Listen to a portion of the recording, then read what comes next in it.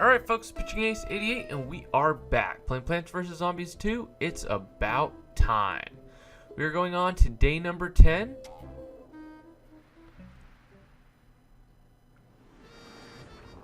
Now this one's going to have the barrel zombie, which is going to provide a problem a little bit with your spike weeds. Eventually, later on in this level, you will be getting a much better spike weed, basically the upgraded reinforced one, which will make your life a lot easier. But as I am playing through this, I'll be playing this through as it was your very first time playing this. You didn't use any additions. You'll notice that my coins will keep going up. I don't plan on using any of those because I want to be able to show you guys that this all can be done without using coins, without really using anything. So it's going to be as, easy as possible. I decided to take the spring bean actually instead of the potato mine. For the simple fact that I wanted to be able to kind of get rid of the first zombies. That decision really can go either way. You can or cannot use that. It really all depends on what your playstyle is. My playstyle, I kind of like using the jumping beans. The one downside you'll have to this is that the zombies will actually come up a little bit faster, and you won't have as much time to plant your sun. That being said, you should have plenty of time in this one to really plant, because as you can see, I'm already having plenty of sun to take them out. The conehead zombies, the great thing about the spring beans is they will take out the bucket heads, they will take out the coneheads, they will do a pretty good job of taking them out. Now you'll notice that at this point, you're starting to get plenty of sun. My strategy for the most part is to put the walnuts right behind the spike weeds, and you will eventually put maybe a repeater behind, a kernel put.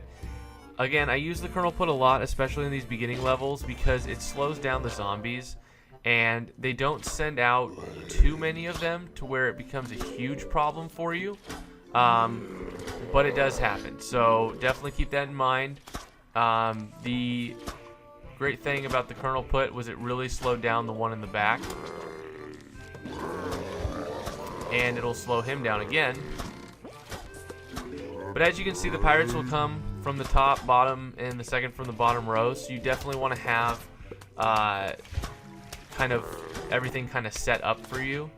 At this point, you really need to be careful about the middle or the plank rows, because they are just going to be sending a ton of zombies there. So my recommendation is to put the kernel puts in the back and then just put the repeaters up. And use the repeaters in almost all of the rows just to take them out. Because you'll notice that there's going to be cone heads, there's going to be the infamous bucket heads. You can also, I would definitely recommend using the spike weeds if you have enough sun. Now the bummer about the barrel zombies is that they do a very good job of destroying your spike weeds, which can be very, very problematic.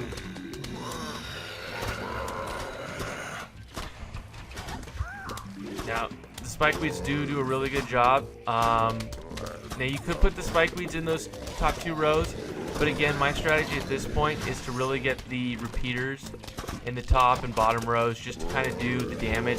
Plus, you're going to notice that the cannons actually come out, and the cannons can be very, very difficult, and so you're going to want something that does pretty good damage to all of them. The seagull zombies, again, you're just going to hope that the kernel puts do actually put some butter on them.